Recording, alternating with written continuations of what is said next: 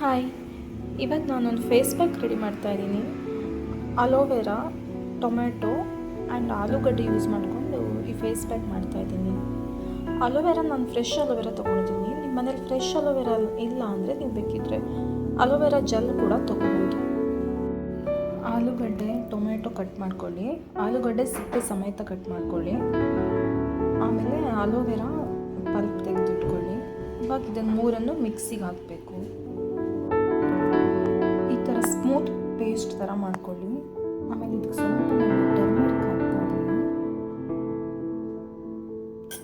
ಆಮೇಲೆ 1 ಸ್ಪೂನ್ ಆಗುವಷ್ಟು ಹನಿ ಹಾಕ್ತೀನಿ.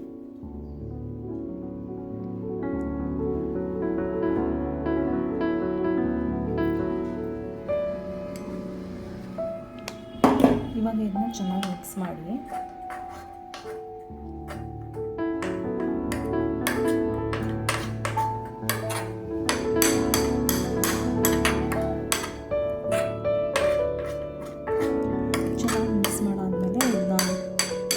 ಮುಖಕ್ಕೆ, ಕೈಗೆ ಎಲ್ಲ ನೀವು ಅಪ್ಲೈ ಮಾಡ್ಕೋಬೋದು.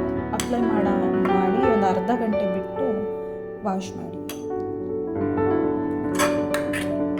ಇವಾಗ ನಿಮಗೆ glowing skin face pack is ready.